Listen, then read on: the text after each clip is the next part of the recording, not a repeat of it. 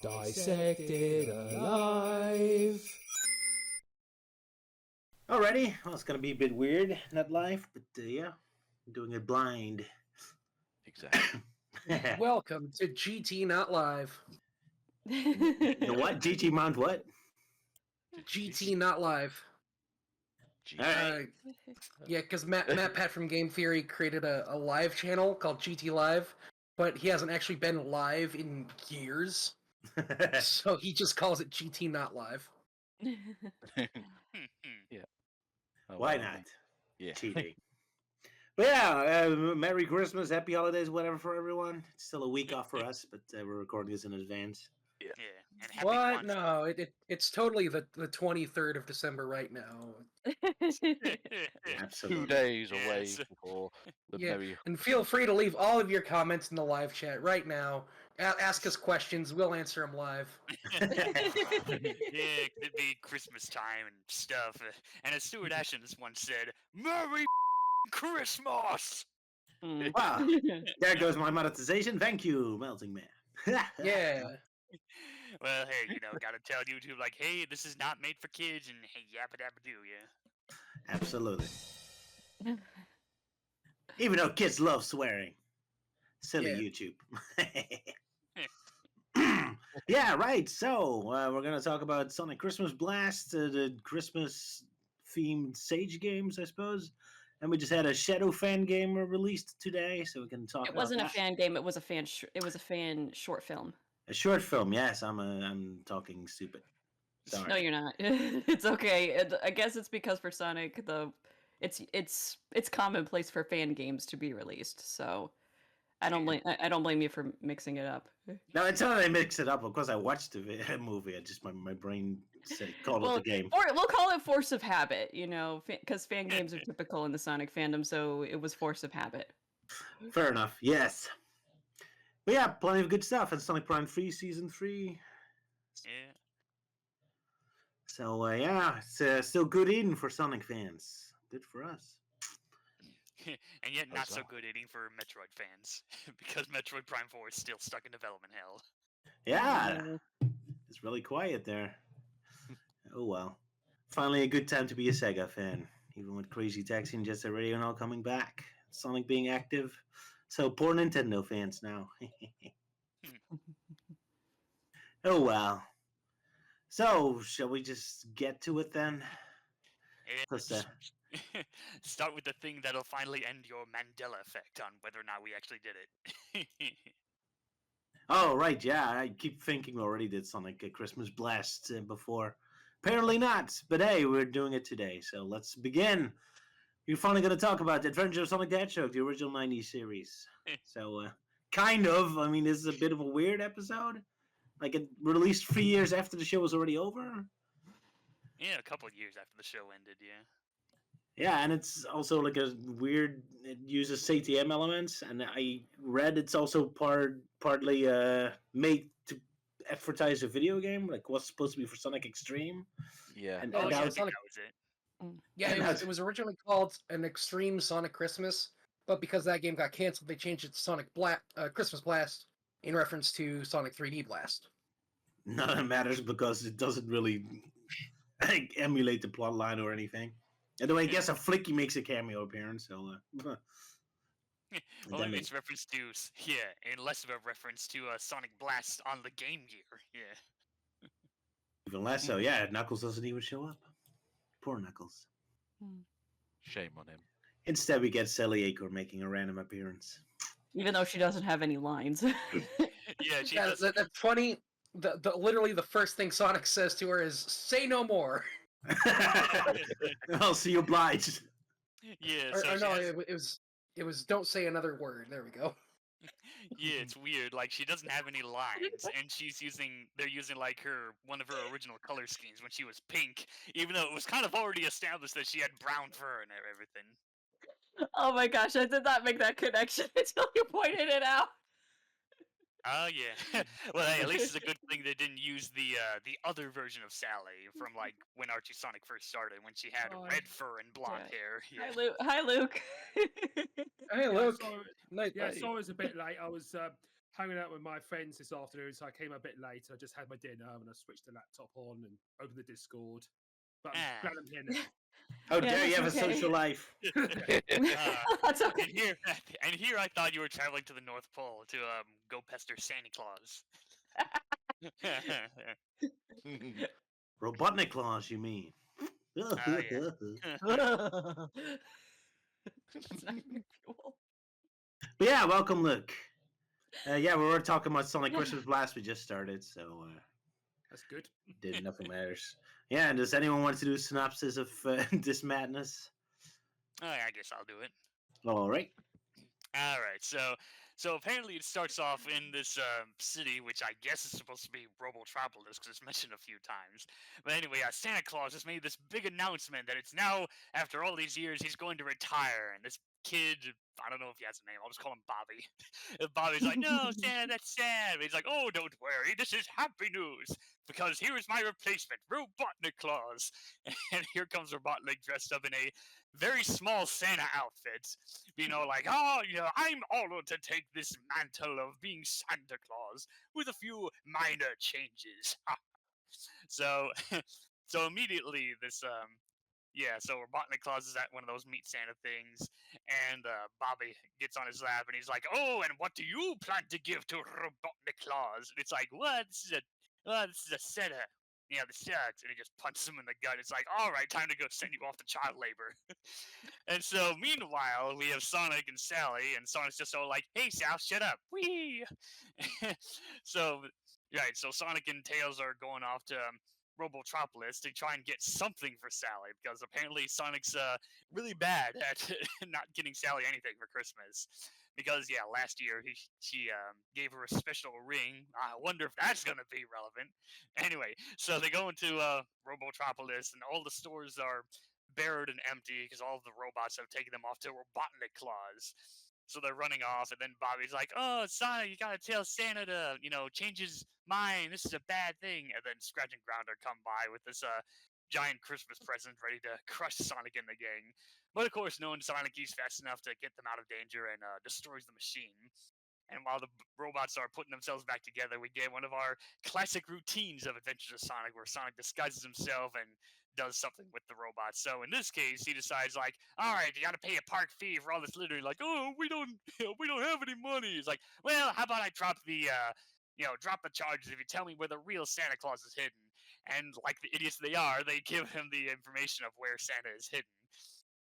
So, so Robotnik's not happy about that. It's like, you dumb bots, I'm not giving you a Christmas card this year. Huh. Now get out there and help those SWAT bots, because, apparently those are a thing now, even though they look like any other generic cartoon robot from the show.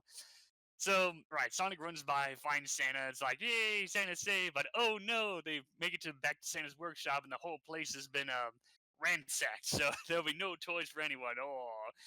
And then this would end there, but then it's like, oh no, the ring that Sonic has, oh, that's actually important. So apparently Santa discovers these murals when he was locked up, that whoever wears that ring and does a bunch of trials will unlock super speed, or in this case, extreme super speed.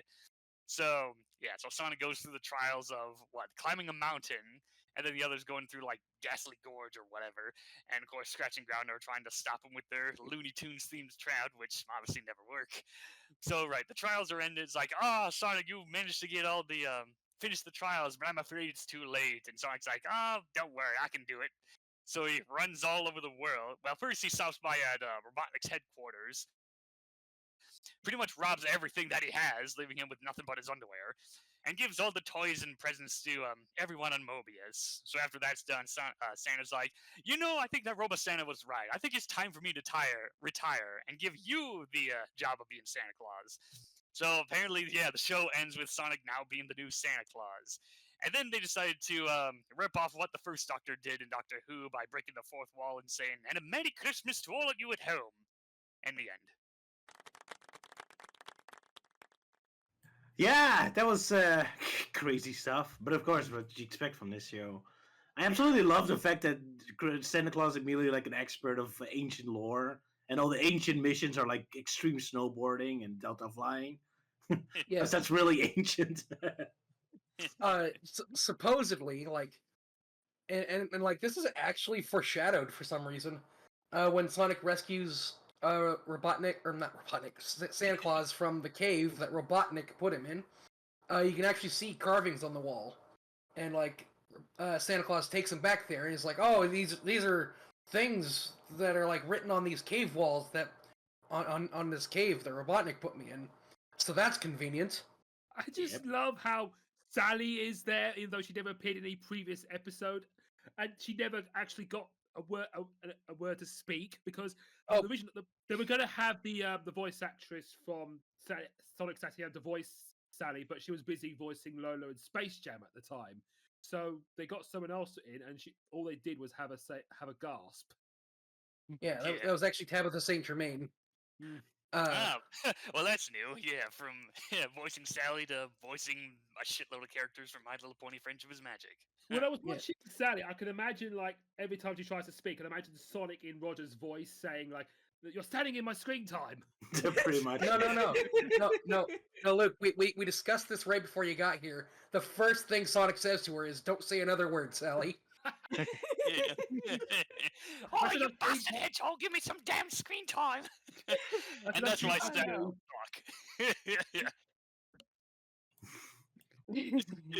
I wonder if, since it was based on Sonic Extreme, if it was supposed to be Chiara. It was going to originally be called An Extremely Sonic Christmas, but as that games went out the window, it was changed to Sonic Christmas Blast to tie in with Sonic 3D Blast. And the blue bird that was commenting on Sonic's ring, it's implied to be a Flicky. Yeah.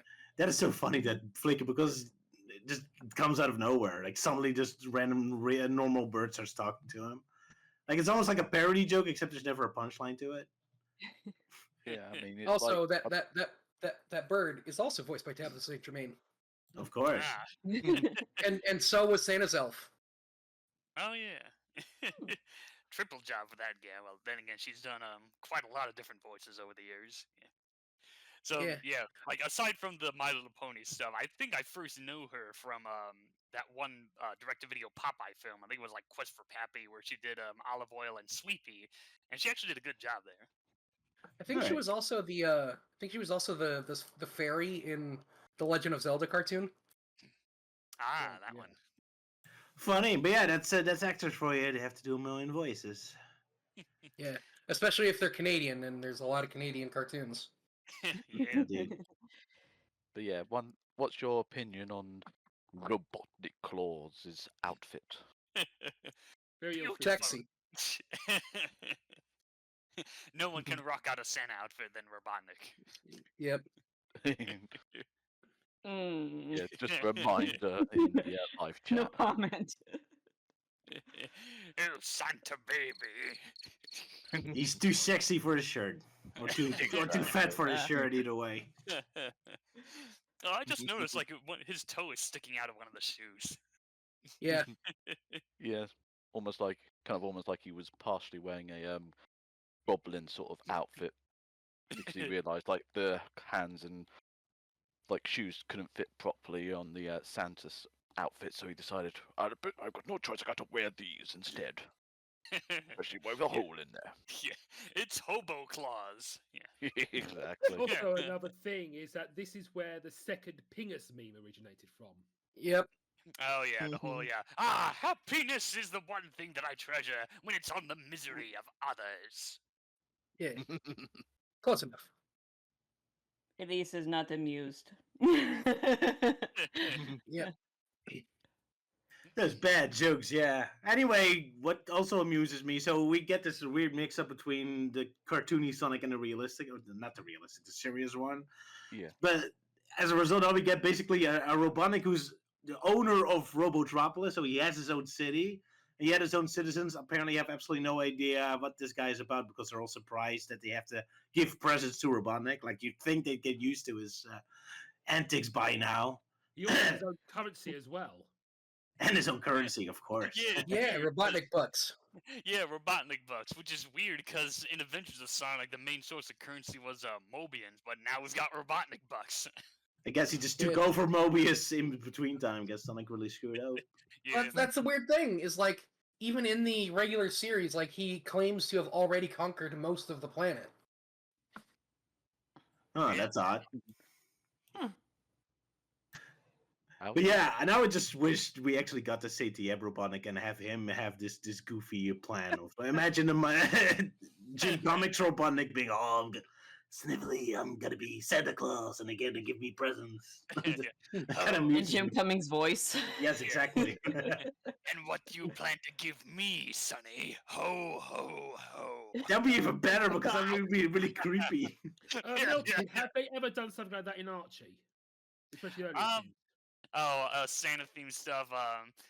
Surprisingly, no. The only Christmas thing they ever did was doing a spoof of A Christmas Carol, where the SATM designed Robotnik was Ebenezer Scrooge, but of course this was early Archie, so he was more like Adventures of Sonic Robotnik. But yeah, they never did anything related to Santa Claus and Archie Sonic. Darn. Yeah, because I remember. I they did remember. something- Oh, go ahead, Luke. Go ahead. Oh, okay. I was just saying that in Fleetway there was they did something with Robotnik as an evil robot duplicate version of him. I can't remember what he did, but all I can remember is that horrifying image of him being hurtled off a cliff while screaming. Oh yeah, I think that was the issue where he like makes a robot duplicate. It's like, oh hey, it's Robotnik. He's actually being nice and acting like Santa Claus. Yay! But then one of the troopers like, oh no, it's a trap, and then Sonic gets rid of him. I remember Sonic Song 182. They're a pretty popular Sonic fan channel. They did an adaptation for A Christmas Carol, where, and it was Sonic and his friends trying to convince Robotnik not to destroy this little town because he was going to use this giant laser to like blow up an iceberg and flood the town. But yeah, I said it's a fan channel and they use like little like plushies as puppets. It's a pretty popular channel and it's still around. So Oh, that's nice. Yeah. I've definitely heard of them. yeah. Yeah, it does sound something similar. I just know, like, oh, they use plush toys to move the characters and yada yada. It's like, yeah, I definitely remember that from back in the olden days of YouTube when I used to do the whole Action Mario and Luigi plush series when I first started. Yeah. Back when They times also- were more simpler. Yeah, they also do like their own like Sonic, like it's called Ask the Sonic Heroes, where they get the heroes together, they ask questions and their voice actors answer them. It's like, and it leads to some pretty funny shenanigans, especially in their more recent ones.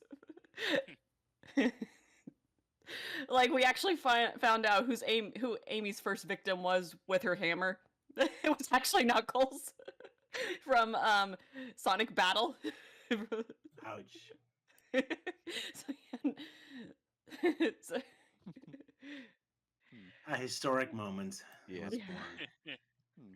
And Knuckles been terrified of her ever since.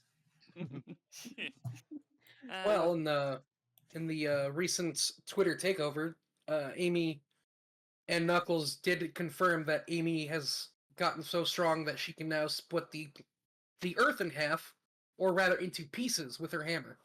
oh no. Poor Earth. That's the third time that happened.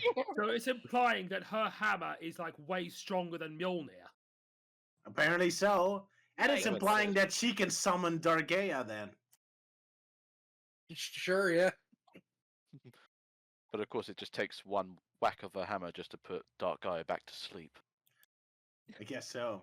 Man, that's a parody right there. They should do Yeah. that with the That end. is something that Sonic fans would say to each other about their favorite Sonic characters, like, "Oh, Knuckles could move planets with his mind, and Tails can, I don't know, to create a doomsday device that would like destroy the universe or something."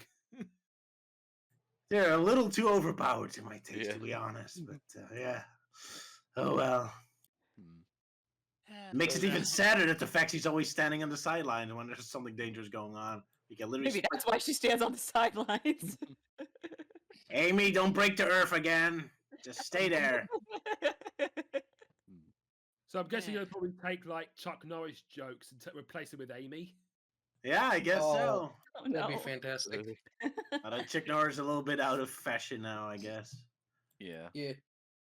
Yeah. So anyway, one Yeah. thing I did notice about the Christmas special was that they were able to get most of the original voice actors. So got Jaleel White, Gary Chalk, and Long John Bradley. Although they didn't get Tails' original voice actor. This is like the only time where he's voiced by a different guy. It's Long John Baldry, by the way, not Baldry. Baldry. Yeah, I think I said Bradley or something. Yeah, so in this one, Tails is not voiced by Christopher Welch, but instead, I guess his brother, Christopher Turner or something. But like, he sounds fine. I mean, like, Christopher Welch will always be my favorite when it comes to kid actors voicing Tails in official media. But, like, for this one, it's it's doable. Yeah, that's the problem with kid actors. Eventually they grow up and lose their kid voice. I mean, same happened with the Tails actor from Sonic Adventure. Yeah, there was some convention recently where there was Kate Higgins, Colleen O'Shaughnessy, and I think Christopher Welch. Oh, wow. I thought it was Bradley Pierce that went there. It was one of the... It was either the one from Adventure Sonic the Hedgehog or Sonic Saturn. One of them. And, like, so they did a promotional video where they were all together doing their Tails voice, and he tried. He really tried. He clearly doesn't have it in him, but he tried. Well, hey, on the plus side, at least it doesn't sound as bad as how Marge Simpson sounds like nowadays. Yeah, it's funny how she sounds more like Patty and Selma now. Yeah, it does. Guess he had too many cigarettes now. Whoops. Womp womp. Oh well. Yeah. But yeah. One Yeah. thing I know, but I might as well go back to Sonic Christmas Blast, the thing we're supposed to be talking about right now. Oh yeah. One thing I was kind of like noticing of, like, one, Robotnik's fortress is very different, resembling like a castle, but yet shaped in an R.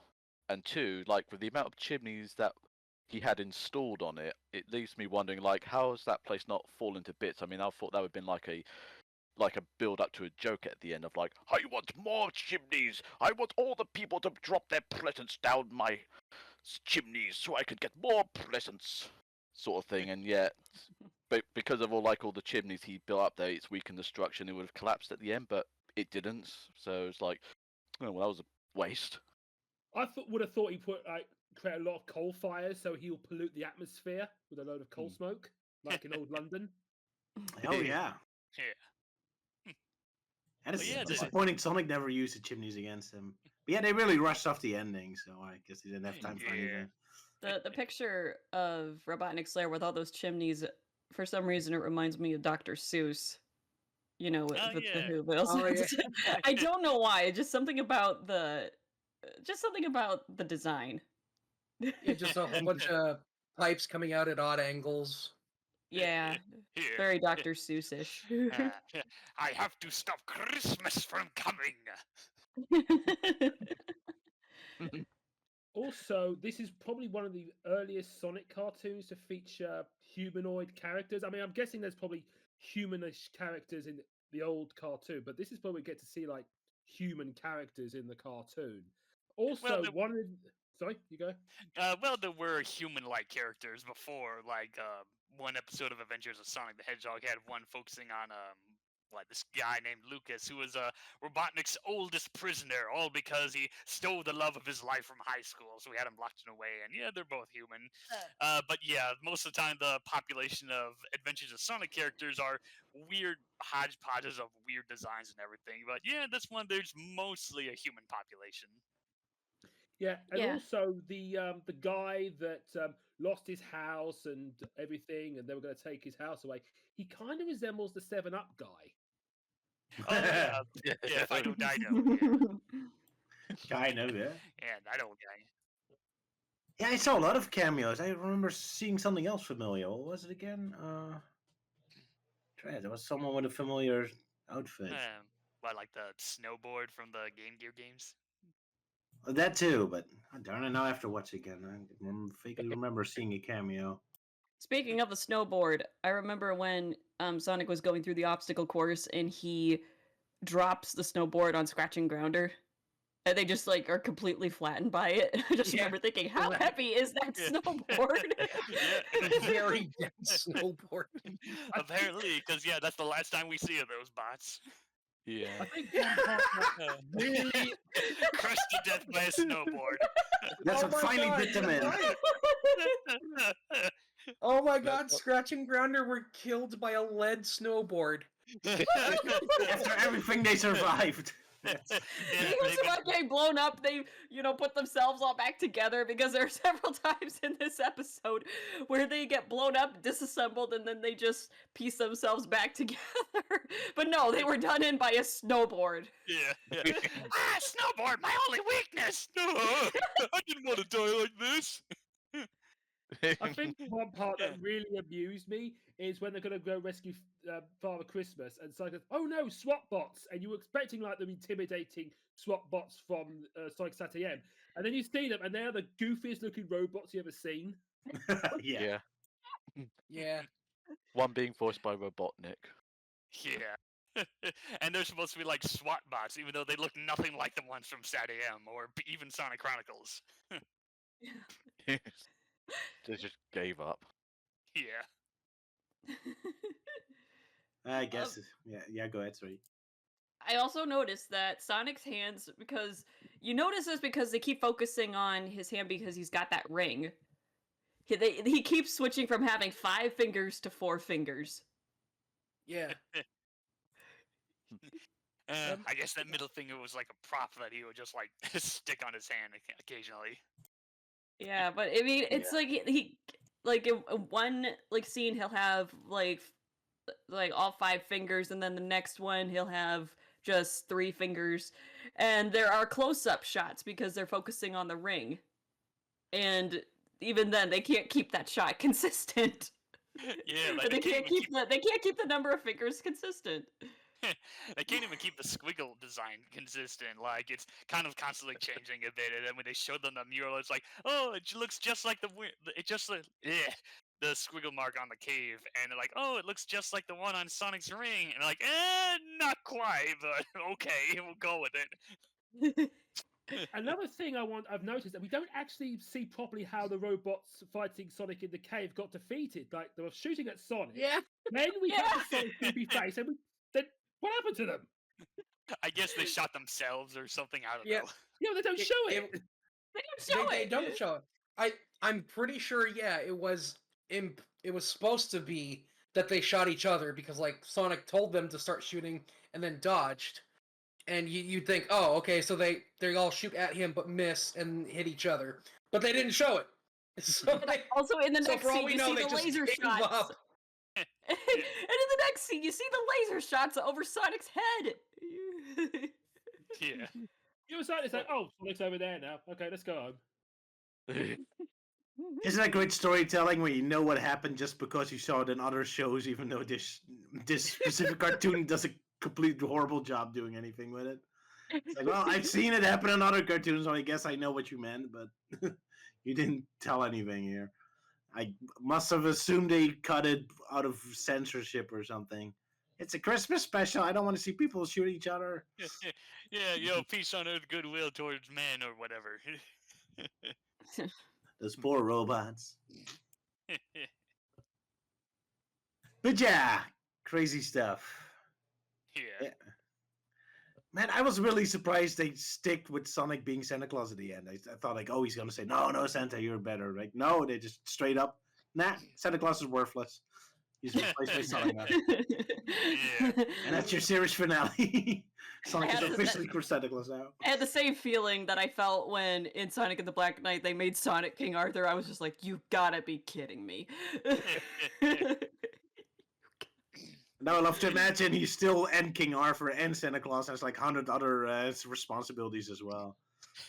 And Sonic is like the most irresponsible person. Yeah, it's like, oh shit, the kingdom is being attacked. What are we doing? What are we going to do, King Sonic? And he's nowhere to be seen. It's like, oh wait, it's December. He's always busy that time. Well, shit. Exactly. No, that's part of the thing though. Is like Sonic is just so efficient as Santa Claus that he does what Santa does over the course of a night in a couple of minutes, apparently. Yeah. Which is like, it's especially funny because like they like have like a few hours left to get all of the presents and deliver them, and Santa Claus says like, "Oh, we wouldn't even be half through by the 4th of July," and it's like, then how the fuck have you been doing it in one night? That's a very good question. Yeah. So it's implying that that Santa's reindeer are faster than Sonic. Were No, But well, it seems what he's implying, like, oh, because without, but yeah, what happened to his reindeer? That's Yeah, a we good never- question. That is a good point. Where is it? Where are his reindeer? Yeah, we never Yeah. see Santa's actual reindeer. Like we see robot reindeer for that announcement, but that's it. Yeah, being squeaked in. I guess Robotnik Claus had a very big Christmas dinner beforehand. oh no, Oh no. Explain why he couldn't Oh, fit no, in the outfit. My favorite beef, reindeer jerky. Pass me a bit of Rudolph, will Veal. you? Oh no! Steamed Oh, yeah. ham reindeer. just get some dasher casserole. Oh. With a side of eggs, of course.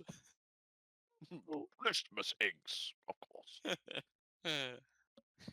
Yeah. How dark. Hey, we gotta make this dark because you Yeah, know. I mean, heck, aside from the reindeer, we don't even see like Santa's like other elves. It's just that one gal or guy or whatever. One elf dude. Yeah. I guess Robotnik killed them all too. Oh no! And also, Well, I gotta say, Adventures of Sonic the Hedgehog, Robotnik, he does look really demonic. Yes. yeah. Yeah. But of course you just gotta look at the right sort of picture, and yet that demonicness just apparently just completely goes away. I mean, even in this one screenshot of Robotnik just pointing at the camera, and yet he's almost going cross-eyed. But even then, he looks. It looks uncanny. Okay, Yeah. Yeah. he looks uncanny. I think uncanny is actually the better word. Maybe he has a Definitely sugar not. rush. Yeah, it's just him pointing at the camera. I can imagine he's like, "I want you, citizens of Robotropolis, to be my, elves this Christmas." Failure to listen to my rules, and you could end up as someone's dinner. My dinner.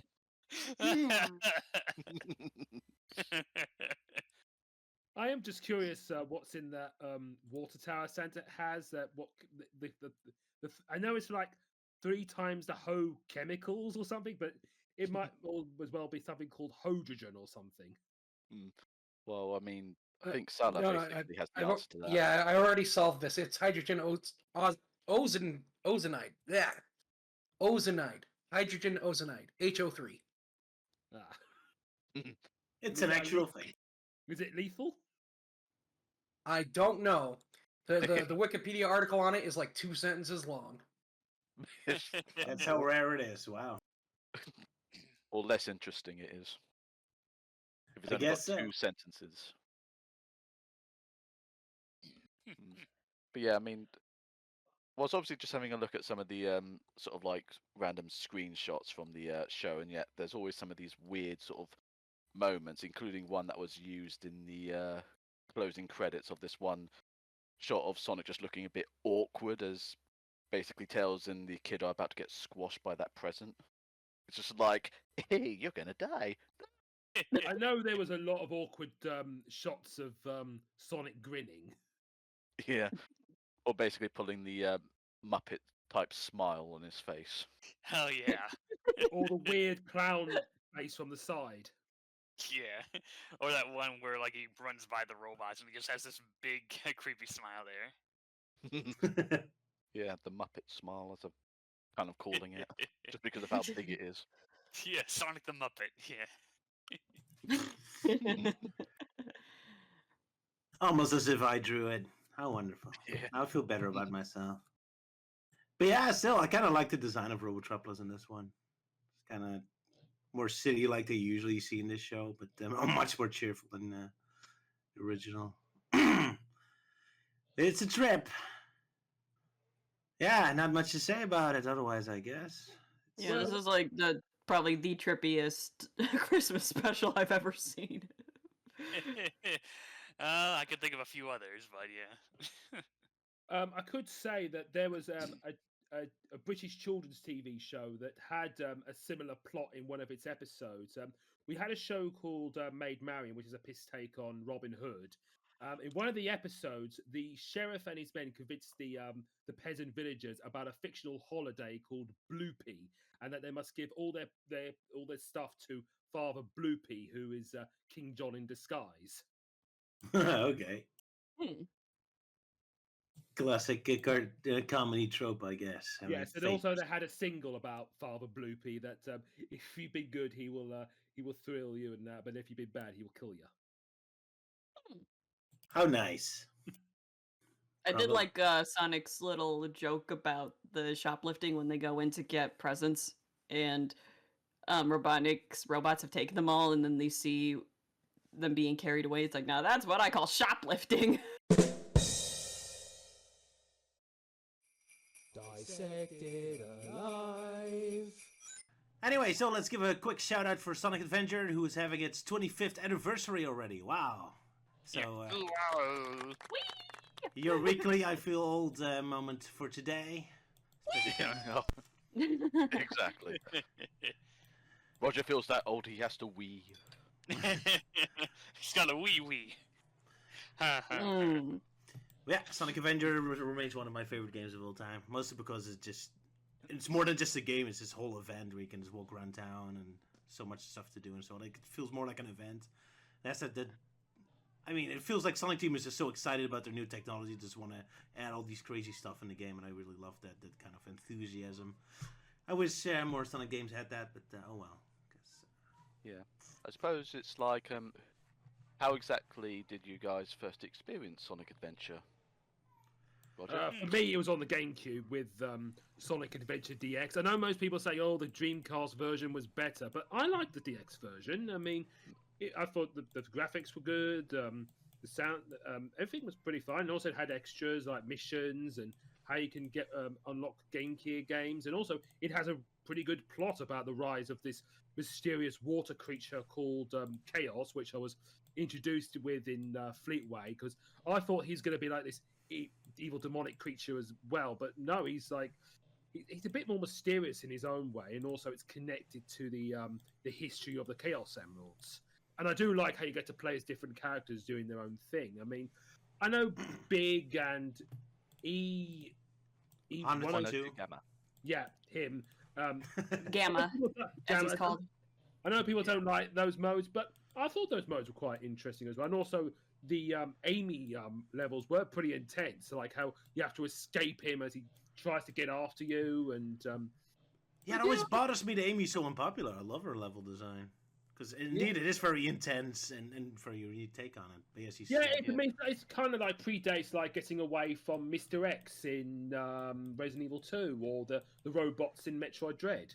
Exactly, yeah. And I love in Sonic Adventure, you get to see the adventure from more perspectives than usual. I mean, you get to live life as one of Eggman's robots and actually feel what it's like to be part of his army. Just walk around Eggman base and see all the little mates clean up and Eggman giving you speeches. Or Amy showing how an adventure looks like from the perspective of a pedestrian, of a civilian, and Big as well. So that's really awesome. I love that. Because I mean, Yeah, like it's even with the stories being retold, like the characters always like respond differently, almost like because of how going from one character's like opinions and of like perspective and such. Like when Sonic is facing against Robotnik, he's just like, enough! I have plans and I've got to do them. And yet, when with Tails, though, he's like, Robotnik is yelling at Tails, and yet he's just like very quiet towards Sonic. It's like silence. Like the whole story is just each story is told from the character's perspective of how they remember it. Yes, which was parodied in Roger's Sonic Adventure in Minutes animation. Yeah, exactly. Shout out. Yeah. That was fun. Definitely, it was fun to puzzle together how that would work. Hey, you were a great to call, at least. Thank you. Oh yeah, thank you. Well, except for my one slip up on my line, but yeah, voicing Oh, well, you Tikal was forgot. fine. Oh, a slip up on your line. Is it because you forgot to show something?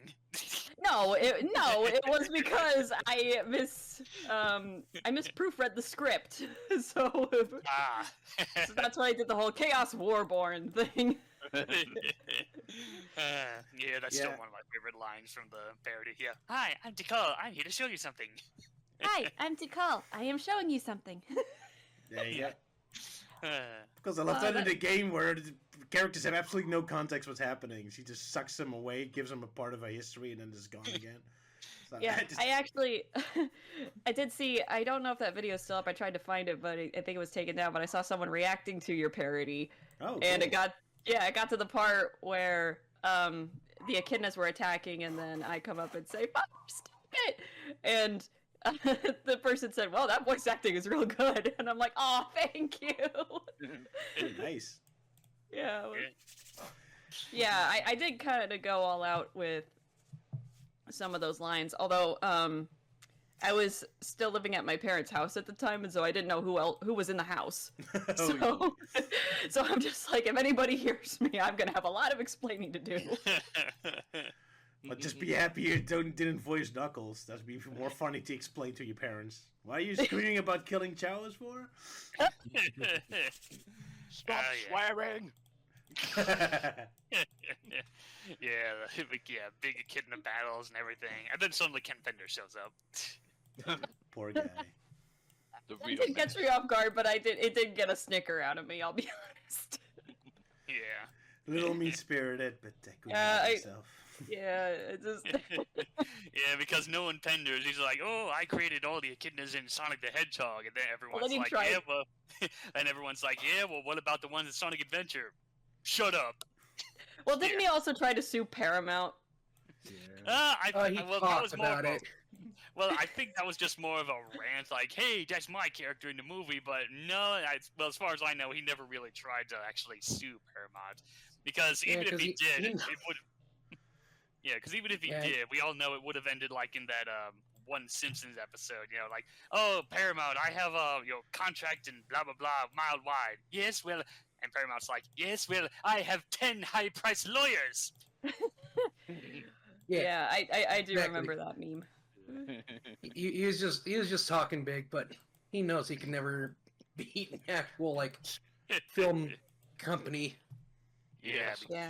yeah, that's how Penders always is, just talking out of his ass, like, "Oh, Lore Sue Chronicles, yeah, new series is gonna be super fantastic," and it never came out.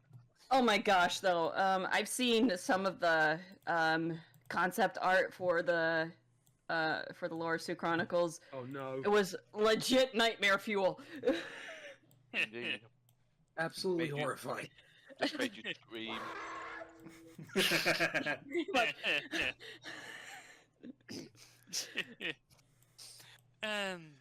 All right, so yeah, the Sonic Adventure. I guess I should briefly talk about how I first heard about it, and that was mostly from the GameCube version. And then, of course, later I heard like, "Oh, it's originally Dreamcast," and people were like, "Oh, Dreamcast is better."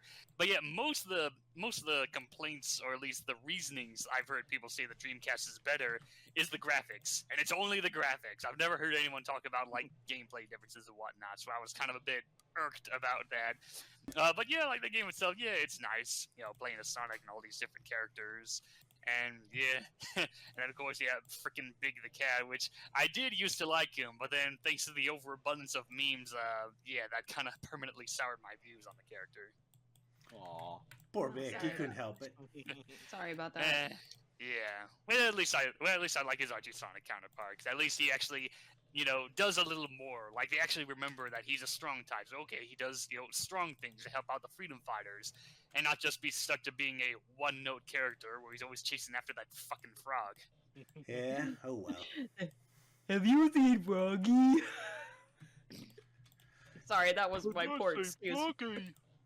That was my poor Man. excuse of a big impression. but- Not bad. Not Yeah. Not bad. Well, yeah. I guess mine like geez, it seems like whenever I want to trigger that big voice, I keep thinking of that one time we did the live stream. The whole "Where's the lamb sauce, Amy?" Gordon I Ramsay. think Yeah, I think it should be more like, "Where's the froggy sauce?" Yeah. Yeah, decent. I guess I could do a decent big voice. Yeah, the irony is that I don't really like the character anymore. Oh. Yeah, blame it on the Game Grumps. That's all I'll say. Blame it on the Game Grumps. Still, I love it when Big Ticket just makes cameos like he did in Secret Rings and Sonic Avenger 2, when he's just randomly in locations he's not supposed to be. Though. Said that, yeah, because when you said that, I just remembering the one of the old Sonic Paradox shorts where Big is literally sitting on the slope in City Escape, and Sonic just runs by, and then he just sees the gigantic gun lorry coming towards him, and he's like, "Huh?" And then it just cuts. Poor Big about to get flattened. I love it, yeah. But yeah, that's why I try to put Big in any of my levels as well, at least in Soul Sustentia. But yeah, Sonic Avenger, pretty awesome. I actually did play it on a Dreamcast. I don't really particularly care whether it's the GameCube or the Dreamcast version. I like them both. I mean, Yeah. it's a bit weird in the art style, I suppose. I mean, in the Dreamcast, everything looks a little more toyish and silly, and while the GameCube version, everything looks a little more generic, particularly the Station Square town. But yeah, I don't really mind the graphic changes that much. Yeah. Yeah, I first Speaking of discovered. Oh, go ahead, Salah. Speaking of the graphics changes, something that always confused me until very recently was so I only played Adventure 1 and 2 on the GameCube because I never had access to a Dreamcast. It always felt weird to me that so classic Sonic's eyelids were tan, and they're also tan in Sonic Adventure 2, but they were blue in Sonic Adventure DX. And I thought that was weird that they went to blue and then back to tan. But then I found out that they were actually still tan in the original Sonic Adventure. And the blue was added to Adventure DX, which came out after Adventure 2 Battle, so... Blue arms? Or, wait, what was that? I kind of lost track. Eyelids. The eyelids. Eyelids. Oh, the eyelids. Okay. Yeah, I'll be honest. Sonic with tan eyelids rubs me the wrong way. I much prefer if they're the same color as his fur. Yeah. I prefer the blue eyelids. The tan eyelids, it just kind of makes me think that Sonic just shaved his eyelids one day.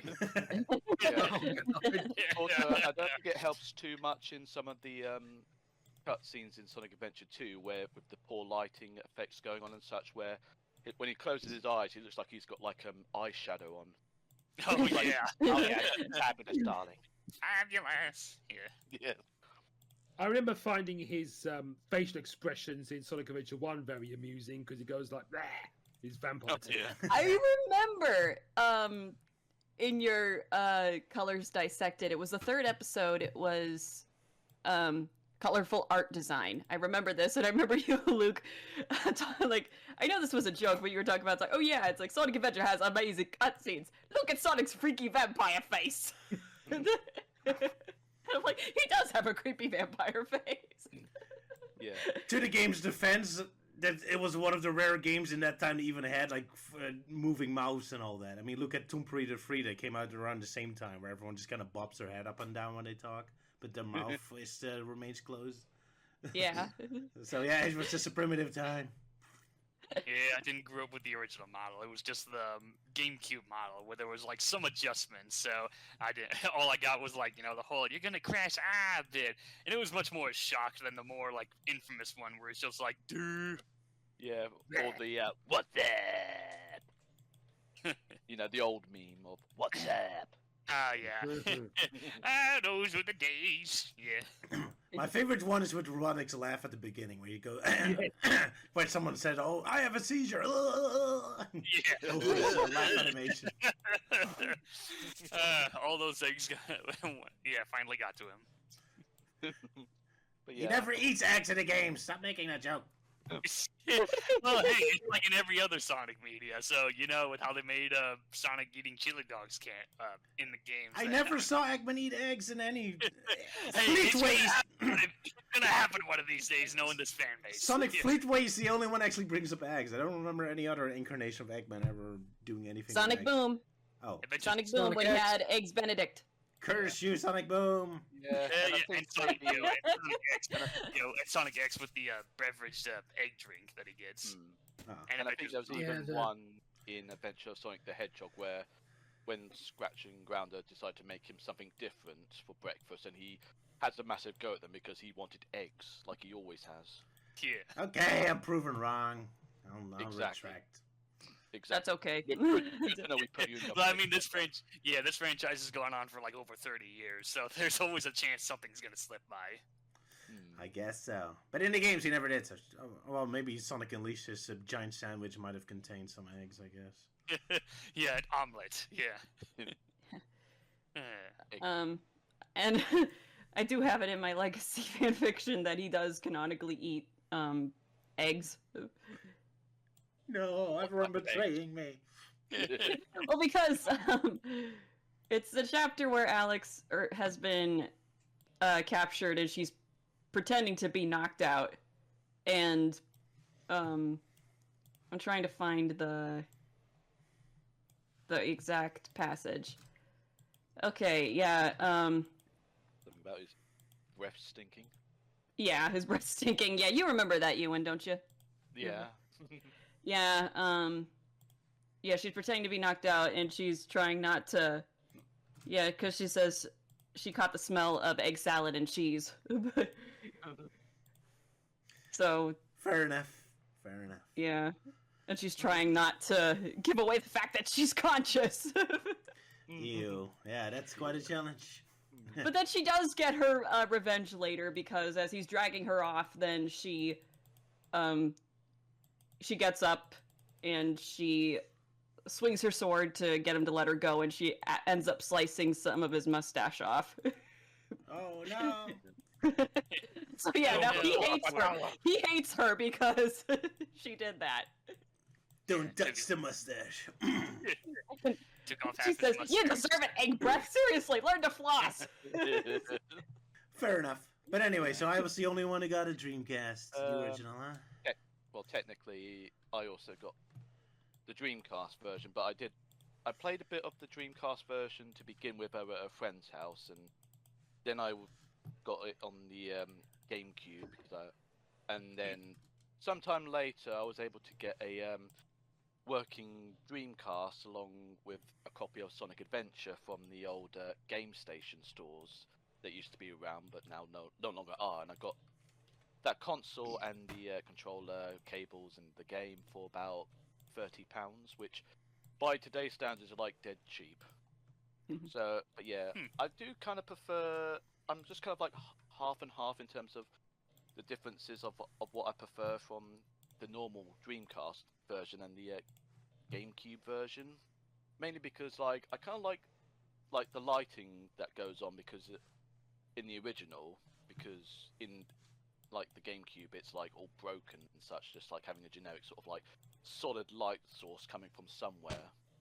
And but I also prefer and also with the Dreamcast version, it's like I prefer how the town hall originally was, as opposed to that gigantic tall building they decided to swap it out with, because it didn't really make much sense, because like in the end of the city level, Speed Highway, you huh? know, yeah, Speed Highway, where you finish off with the on top of the like sort of like this reddish building with a clock tower, and yet when you exited in the like Dreamcast version, like it made sense because that was the building you just came from, but yet in the GameCube version and hereafter, it's just like you had to suddenly walk all the way just to this gigantic building just to get out the front door, as opposed to going all the way around the alleyways and such.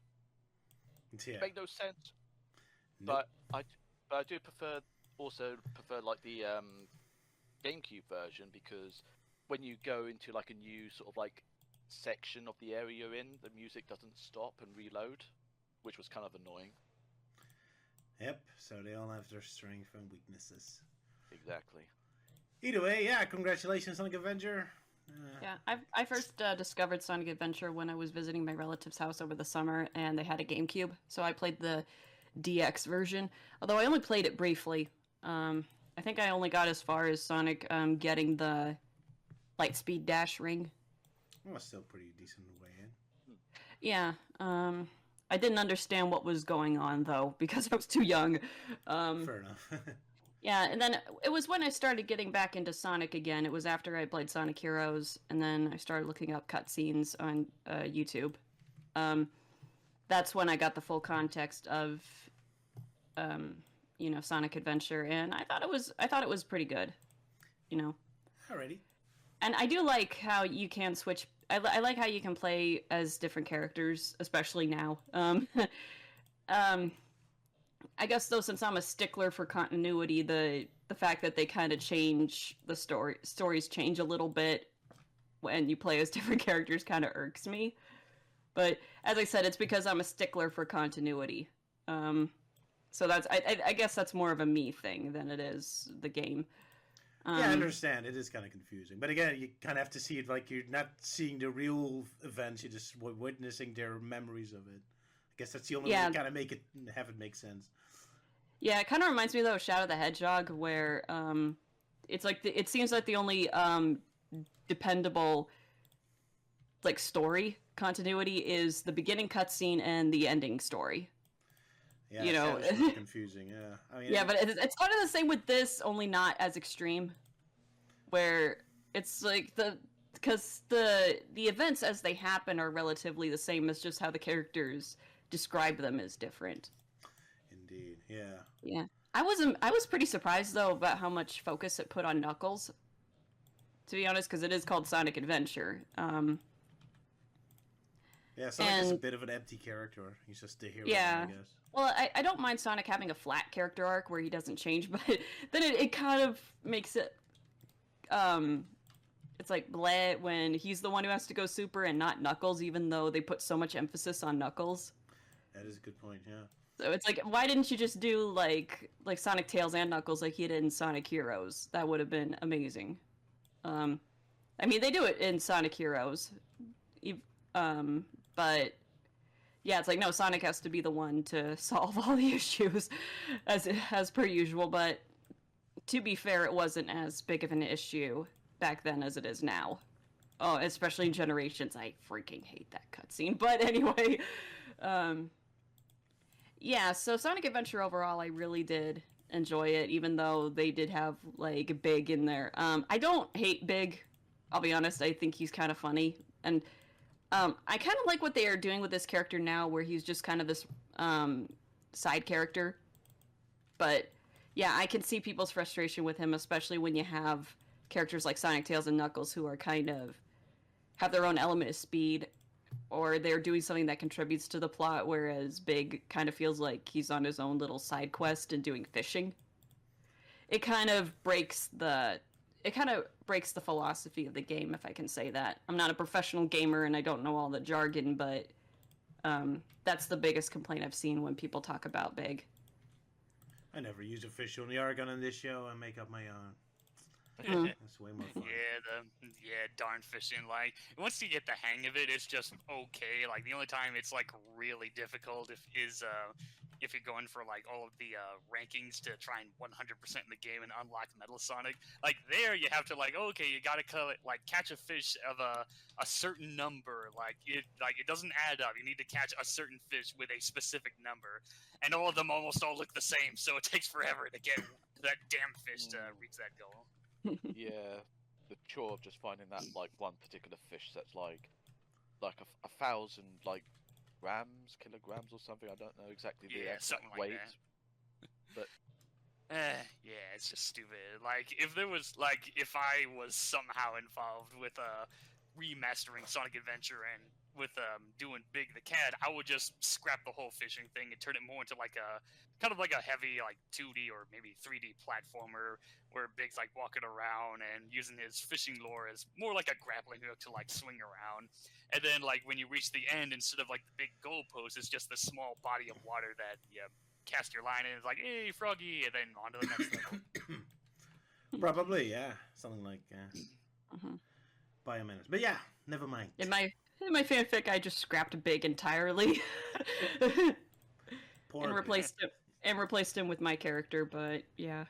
Hey, if it makes you feel better, I probably would have done the same too. Yeah. Well, there was two reasons. One was because I wanted to introduce the idea of mystics, and I thought, if I'm doing a whole like Sonic lore from scratch, I might as well put her in now. And number 2, also to, it's like make it a little bit more personal, because the Robotnik is hunting her specifically because she is a mystic instead of looking for Froggy, and Big just happens to stumble into the plot. And also, she's got personal stakes in this as well because she's looking for her friends who were also captured. So, Fair enough.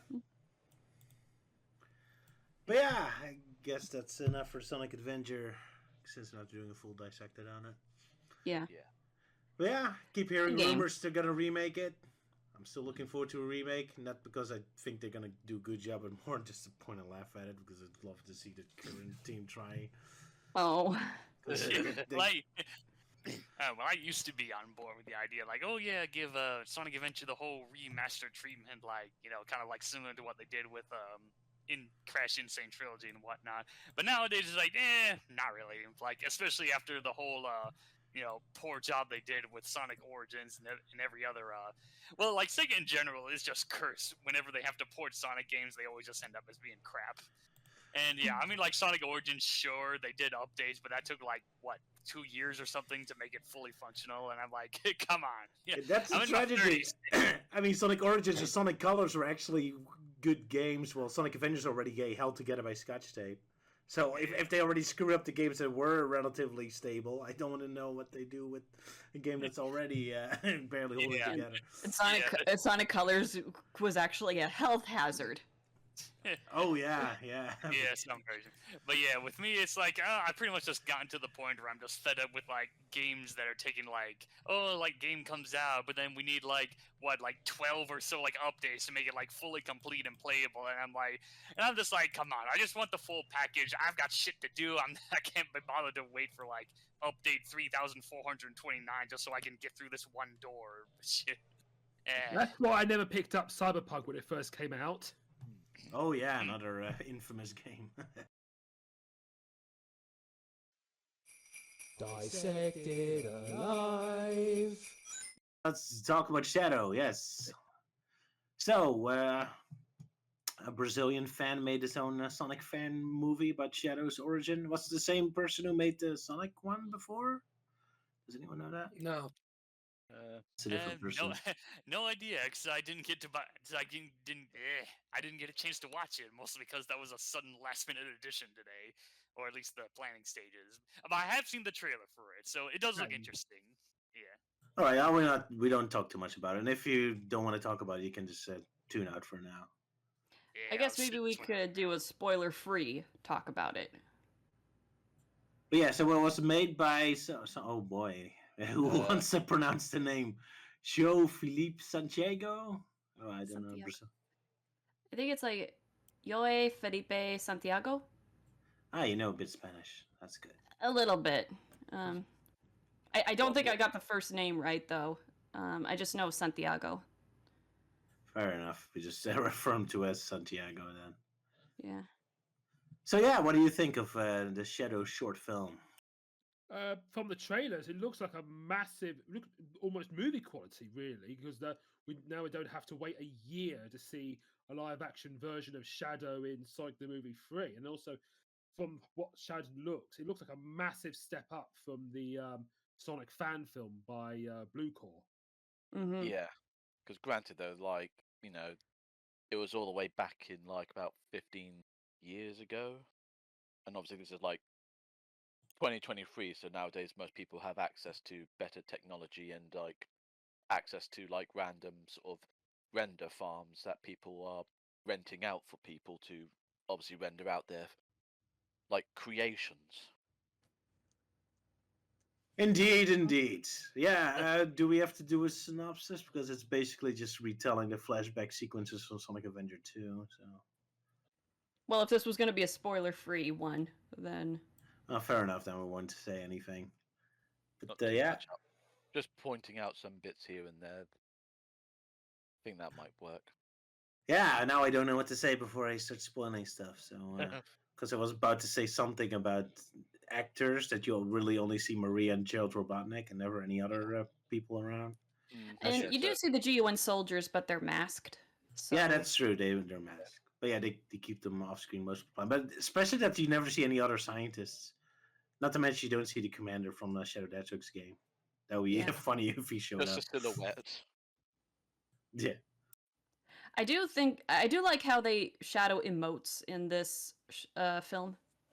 They make him very expressive, not just Yeah. Yeah.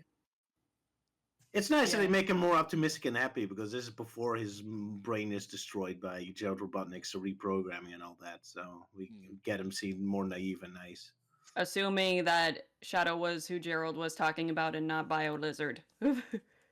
Indeed. Like I will die on this hill that it's like we don't know for sure that it's Shadow he's talking about. You know. All right, fair enough. But then before Shadow got too bitter and angry about what happened to Maria and became the more cynical guy, we know and Yeah. love. We get to see a more optimistic one in this one. Hmm. Before his life was destroyed and crushed.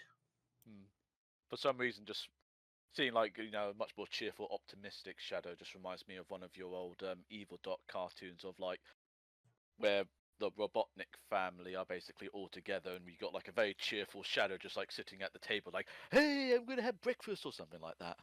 Yeah. We did a more sitcom version of Shadow's backstory, yeah. With I Biolizard. loved the parody that you did for the Adams family. Instead, it's the Robotnik family. Like, Oh yeah. Yeah. I gotta say, that was very clever. That was fun, yeah. Yeah, left a screenshot of like a very happy Shadow. Don't get the chance to do that very often, so there you go. Yeah. You right, Elise? I'm sorry, that was cute. Because I mean, like, because you obviously were cut out by them, like your audio levels were peaking, so they had to cut off. Yeah, I'm sorry. No worries. But yeah, we get to see Cheerful Shadow, even if it's a fan film. Whee! Maybe we see him happy in Sonic the Movie 3 as well next year. Yeah. But of course, it'll mostly just be him being all bitter and angry. It's like, oh, life is depressing. I'm gonna kill all these people. I can't blame him. I mean, yeah, that's a shame. But yeah, in terms of the overall visuals and like him using his like chaos abilities, I think that's how it might appear in the Sonic 3 film when he uses them, or Probably, yeah. because Did they make him Yeah, fly a little bit more? probably. I mean, like using momentum, like. No, I pretty much meant like in the fan film they made him fly a lot more. Oh right, yeah. I wouldn't say it was flying, it was more like hovering. Yeah, I suppose so. And it was a very nice interpretation of what it's like to be inside of Chaos Control. Or just Mhm. time within a second goes by and lasts for minutes for him. It was very interesting. A visualization of that. And see how it all goes for him. I do find it interesting how they portrayed Gerald and like his game appearance, where he's more thinner and has hair, like kind of resembling Jim Carrey's Robotnik a bit. Yeah, they really put more emphasis on this. Is the before Gerald, yeah. Also Even nice. making a Sonic 1 movie reference in there during a certain point in the film. Mhm. I also absolutely love the commercial he makes because not only does it make Gerald Robotnik resemble later Robotnik a lot more in his cartoon version, he does have that same goofy ego, but also how really 50s it looks like. Because technically, this is supposed to take place in the 1950s. So I really love the fact that when you see the gun command center, it actually does look more 50s, 60s with the wallpaper, and the commercial does look more like it has the effects of a 50s show. So that's a nice attention to detail. Does make you wonder how they made it though. Sorry? Makes me wonder how they actually made the cartoon. Maria and like Gerald. Cause Yeah, that's a good question. Guess they hired animators on their space station. But yeah, that is kind of the weird thing. Yeah, the science station looks awfully deserted. You never see any of the other scientists. It's kind of awkward. Oh, I mean, understandable for a fan project. You know, have too many actors. Yeah, you can cut it a little bit of slack in that regard. Yep. But yeah, it does have an effect. Kind of reminds you of Kingdom Hearts, where it always feels like a little uncomfortable because it's so empty and deserted. Mm. So even though it's not supposed to be. Yeah, it does make me just. I mean, I'm kind of like browsing quickly through some of the clips and such, and I'm just wondering, like, but with the gun troopers, like, I'm assuming they must all be CG because I'm just looking closely at them, and yet some of their movements are like a bit too kind of like artificial, like they were animated in a computer as opposed to actually having an actual person there just doing green screen, like with the Gerald and Maria. Oh, that's interesting. And I mean, that it's kind of also an interesting artistic decision. I mean, they're not supposed to be human; they're supposed to do like very evil things. So I guess it is kind of fitting to make them feel a little artificial. They're just following orders instead of thinking like a human being and having compassion. Because, but then again, like, it makes sense because what's the most evil thing on the planet at the moment? Man. Womp womp. Mm. Sorry, I was just going to say insert a Some Call Me Johnny reference there. But yeah, also Mike Pollock getting a small cameo in there. Oh, really? Didn't notice. Yeah, the Air Shoe commercial narrator Okay. in the Oh, English that's neat. version. Huh. Oh, yeah, of course, I saw the Brazil version. That's why I Yeah. didn't notice. Derp. Yeah. Well, the thing, going back to what we are saying, like man being the most evil thing right now, it's like the only reason we know that is because we have a sense of morality. In other words, we aren't evil, just some of us are. And we're better equipped to recognizing it. Well, is what here's the you're thing: saying. is that we have a sense of what is good and evil, whereas animals don't. So that's what sets us apart from them, because animals just Do whatever. survive. Instinct. They do what they do to survive. Fair enough. That's kind of the paradox. Yeah, kinda. So you can only be evil if you're smart enough to know about it. Well, it's like we are simultaneously the smartest and dumbest species on the face of the earth because we have a sense of what is smart and what is stupid. There's a lot True. of stupidity And if out you there. know a lot of people, the smarter they come across, the dumber they usually are. Because people who are smart are more self-doubting because they know how complex the world is. Well, everyone who's stupid thinks the world is easy, so they act very smug about everything. So they come across like they know everything.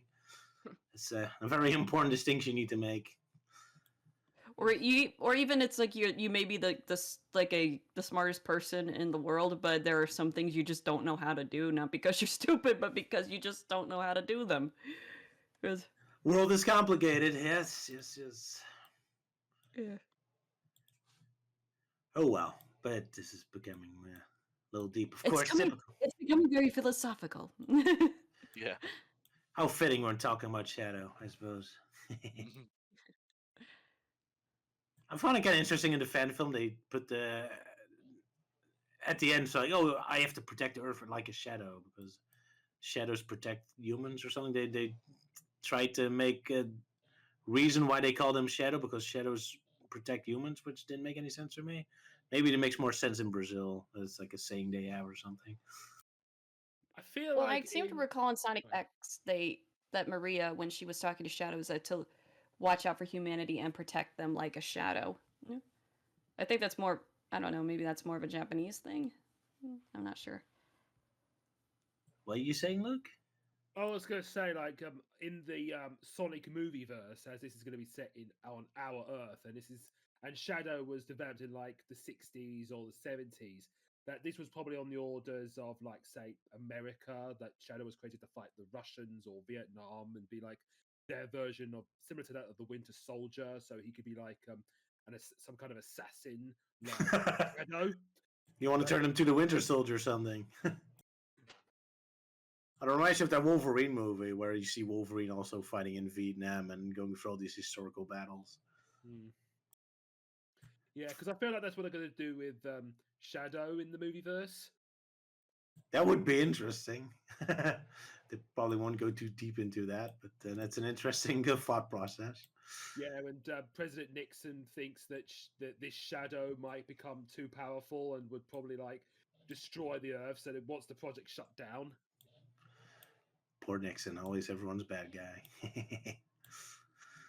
Yeah, who knows? It could be. Could do that. Then again, the new movie's set in London, so maybe it's all a British fault. Maybe it's Margaret Thatcher who's responsible. that explains a lot. Oh, yeah, they have Shadow fight the Irish. Sure, why not? No. Noticing that one sort of drawing that Shadow supposedly draws in that about 5 minutes into the fan film, and apparently giving Maria glasses or shades like Robotnik does. So, was she supposed to have glasses at some point, or was it just him being silly, like her being an egghead, like a, like the grandpa sort of thing? That's a good question. Yeah, I did notice that drawing of Maria with glasses. I'm not sure where that came from. But yeah, also like literally, next shot, of course, is like when they're eating, and yet it does resemble like a 60s or like 50s diner sort of thing. Yeah, they put a lot of reference in that it's supposed to take place in the 50s or 60s. Yeah, so that's indeed nice touch of detail. But of course, also the convenience of their, like, obviously, there being no other actors in the whole sort of like space colony arc is obviously with Shadow testing out his new air boots, so he's able to go completely circles around the entire space station without bumping into anyone. Yep, how convenient. Everyone Unless just he- had their coffee break right that moment. Literally, everyone. Because imagine the awkwardness of like literally just stepping out and then having their leg literally just get cut off by Ooh, Shadow constantly running super fast. could be very dark indeed. Yes. And yet sorry about like partially changing the subject. Always keep seeing that Sonic X sort of thumbnail from episode 38, and yet it always looks as though Chris is literally just holding a gun to Shadow's head, even though it's just a console machine. I'm like, ugh. It keeps getting me. I don't know why. Okay. Either way, yeah. Well done from the fan. Impressive graphics. Mhm. Great actors. I love how animated Jared Robotnik was. He's a lot more energetic and youthful than I expected. But then again, it makes sense because this is before he went nuts. So yeah, good stuff. According to like certain casting toward, I think it's either in Knuckles. The Knuckles, they're gonna have Christopher Lloyd on board, and it's Yes. implied that he might play the role of Gerald. Oh really? No, well, they're saying when you look at Gerald, Christopher Lloyd looking like this old. He usually plays the professory type of characters. You could probably see him as Gerald. I'm not saying he will be. I'm just saying like, you could see him being Gerald. Nothing's been confirmed yet. Oh boy. So instead of playing Doug Brown, he's gonna do a Judge Doom impression now. We're gonna get evil Christopher Lloyd again. Although he was evil. Hacker. Yeah. Yeah, Played first Hacker he- in Cyber Chase. Yeah, so first we had him as filling in for Master Xehanort in the recent Kingdom Hearts games, and now this. Well, Yeah. this is also a bit of a spoiler, but we did have evil Christopher Lloyd in an episode of The Mandalorian. Yeah, I was about to say an episode with Jack. No, not Jack Black. Yes, Jack Black also appeared. Yeah. What a bunch of cameos! Jeez, Just threw them all in there at the same time. why not? You're so desperate for viewers. Poor What's so Disney. weird about that episode? It looks like something out of Guardians of the Galaxy than Star Wars. I can't imagine. Yeah, being so goofy. Oh well. Wacky Star Wars. Dissected alive. Yeah, that's what I give my quick thoughts on the game that I played. So, yeah, with Christmas Sage, I decided. Well, first I want to give a shout out to the the boys at Sonic Mick Origins Plus, because apparently they decided to make a version that was like what Tony Hawk Christmas special thingy. So they have like additional reskins for the Tony Hawk games apparently. And also, they have a new endless mode, so get ready to hear all those beeps and bloops for all eternity. But sadly, I'm not covering that one. Instead, I'm covering a different game that caught my attention called Sleigh Bells. It's a cute little 3D platformer. You play as this reindeer gal named Charlotte, and along with her friends. I think like the story is like, oh, they hear stories about like this mystical mega bell, and now they're going off on a journey to find it. So yeah, so far it's a 2-level demo, but yeah, it's cute. It's nice 3D platformer. You know, you're jumping around, you're throwing items, collecting bells and enemies. There are actually 5 different playable characters in the demo. So you have they have like the 3 kind of main characters or so. There's Charlotte, and there's her sister, and then there's this wolf gal that's their friend. They all pretty much play the same. Like they jump, they do this hover ability where they float, kind of like what Yoshi does, and they have an attack where they throw a collar of sleigh bells to like trap enemies, and then they can kick them to get rid of them. But they have like different perks. So like the main one is the balanced one.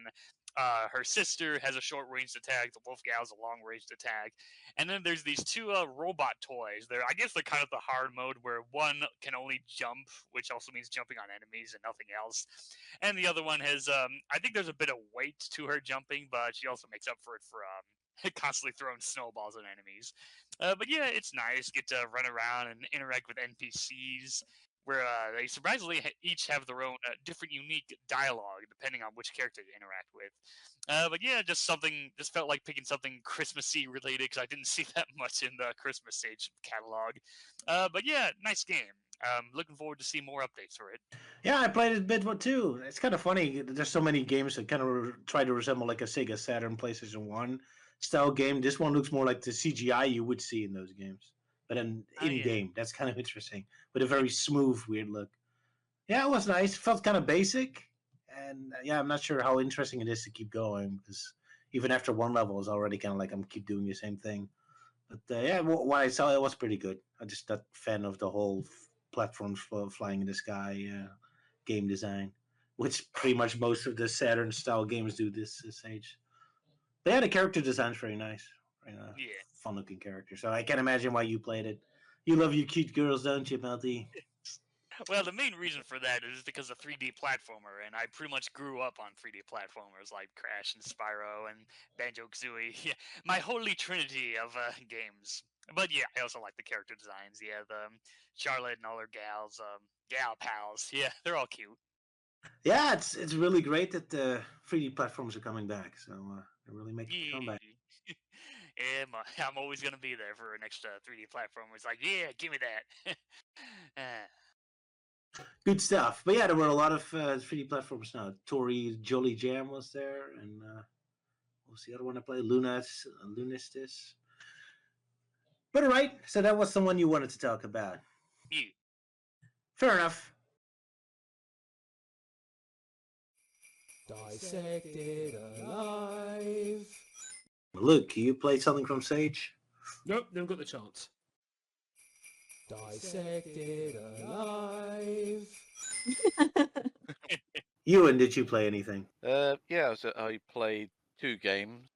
I had a go at the Sonic Drift 16-bit game because I thought might as well give it a go because it seemed giving like Sonic Drift a second chance, even if it's a fan project sort of thing, it's like something kind of needed. So I was able to download the game quickly and give the game a go, and took a bit just for me to get used to it because on like the first time playing it as Sonic, I basically came last, which was like, oh dear.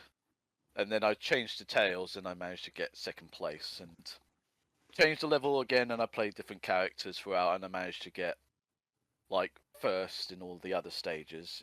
Because for some reason, Balloon Panic for me is just like ridiculous to me for some reason, because I can't seem to get first place on that one, no matter what. Very sharp turns, yeah, they kept screwing me over too. I mean, I know it's obviously still early stages and such, but I do hope they actually try and add in more sort of like characters from a certain distance and such, because there are a couple of times when you're closing in on them and then suddenly they just become humongous, and I'm like, what happened to them? Did it like some sort of mega mushroom or something they're eaten? Because it is a bit ridiculous at times seeing how huge they tend to get. I mean, I understand Robotnik, but Knuckles. Yeah, I guess it's just I'm still figuring out the engine. What was that, Nottingham? I seen the trailer for Sonic Drift 16-bit, and yeah, it looks cool. It seems to combine like both 1 and 2 into just this one game, because we also have like Knack playable, and he was only playable in the second game. So yeah, it looks interesting with driving around. I noticed someone did point out it somewhere on Twitter that the drifting gauge that they were using is surprisingly actually from the Game Boy Advance version of Crash Nitro Kart. So I guess that's just a placeholder, or maybe that'll be the drifting gauge. I don't know. We'll see. I suppose maybe like I kind of wonder if they're going to change the textures for the Sandopolis sort of like map, mainly because the fact the main road section is a bit too busy. I think the best way of describing it, because it's like pretty yellow, and yet the rings are yellow, so it's a possibility you might miss them, as well as not being able to see it like any sort of like projectile coming towards you. I mean, I was fortunate enough just to barely notice the ghosts as I was driving along. So maybe in the future they could basically try and tone down like the colors to make them a little bit different, but yet not so like patchworky to the point that it comes off as being more of a mess. Well, this is the time to give them feedback. That's what the demos are for. So send them an email now. Yeah, I'm not sure if I have much interest in it, because I don't really like the very old kart racing game where everything is flat. I'm not a big fan of the Super Nintendo Mario Kart or Wacky Racers. I want polygons. I want actual shapy environments. When everything is maybe- flat, it feels off. I don't know. Maybe they could end up doing pseudo sort of Mode 7 hill type features. You know, kind of like in some of those one of the other Sega racing games involving like kart racing, but you're going on along this sort of like wooden bridge, and it's all sort of like slopey and sort of like zigzaggy all over the place and underneath each other sort of thing. Maybe something like that. Oh, right, yeah. I know what you're talking about. Not Outrun, but the one that was on the 3DS collection. Yeah, that was kind of the game I was thinking of in question. That had some very impressive 3D environments, yeah, despite still being the kind of flat 2D sprite stuff. Yeah, I mean, obviously, it might, unless they're still going for like the whole 16-bit sort of route, obviously they probably just aren't going to do anything that fancy with it, because it's Yeah, they're sort of- probably doing it on purpose. Yeah, because I mean, I would say it's more sort of like Sega, like the Mega CD sort of like technology they could, like, quote unquote, could be using, because not saying like the Mega Drive can't do Mode 7, but it's just easier on the Mega CD. I guess so, yeah. But yeah, they can do whatever they want. It's their game. Yeah. I'm just saying I kind of prefer the one that's still something of polygons. So the Sonic Robo Blast to Kart to spin-off is more my preference, which also had a couple Sonic Drift racing tracks. But yeah, still pretty impressive. Graphics look nice, and the music remixes are good. Yeah, including your favorite tune, Green Hill. Yeah, that was kind of disappointing because I remember Balloon Park, the original, having its own original theme and not sounding like Green Hill Zone. That was kind of annoying.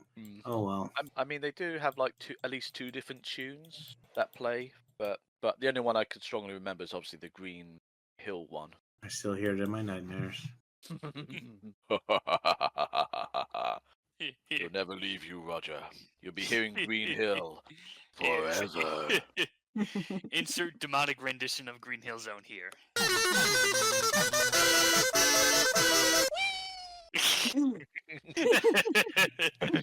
Hence why we call it the Green Hill Zone. Oh god, now I can just imagine someone taking that wee clip and just doing like a YouTube poop music video out of it. Like, there, now it's Green Hill Zone edition. Oh no. Yeah, probably. Green Hill Twilight Zone. There you go. But yeah, I'm the sorry, other game I was able to play is a bit hard to pronounce. It's Lunistis. Lunistis? Not Yeah, I sure know what how- you're talking about. The other Sega Saturn style 3D platformer. Yeah, because thought I might give it a go, just because it's like there was a demo of it on the Steam, so I was able to download that and just give it a go. I do like the overall visuals of it, like obviously resembling like the old 32-bit type games. Although I suppose it's sort of like wondering if it's like more Sega Saturn or more PlayStation, but can't really tell. Still very detailed. A lot of impressive texture work and all that. I love the artwork here. It's amazing. Obviously, a little bit of a pain just to do some of the platforming bits, because there was one part of where I had to go up this like large sort of like cylinder type structure with all the like little bridges, and yet the camera suddenly just changes to like a 2.5D perspective, and I kept losing a lot of like not lives, but just resetting quite a lot because of it. Because it's like, am I going to make that jump? But apparently I kept missing. It was the same one. It was like getting. Ugh. Yeah, I had some problems like that too. Yeah. I mean, they did mention like, oh, if you hold down like the right shoulder trigger, then you basically just go at a walking pace. And I'm like, well, shouldn't it be the other way around? Like, hold down the trigger button, and then that makes you run faster, as opposed to just running faster non-stop. I suppose. Yeah, so send them an email and tell them about it, I guess. But yeah, I did also miss a lot of jumps. I think the platform's a little too small, especially for the earlier levels. Then again, I'm already not happy that all the levels are just floating islands in the sky again. Yeah. It's like, make a solid environment. Yeah, I mean, obviously, I'm not sure the whole story about it though, but when you look at some of the background images, you get all these sort of like, at least in the beach level, you get these pagoda type buildings, literally just half submerged in water and all sort of like not on their foundations properly. So yeah, it feels like it's a sort of end of the world scenario. Yeah, that the world is shattered, because you do see the path all being crooked and pointing in all different directions. So clearly something has happened. Or basically the character effortlessly just going through these gigantic sort of like water bubbles, and yet apparently not desperately needing oxygen anytime soon.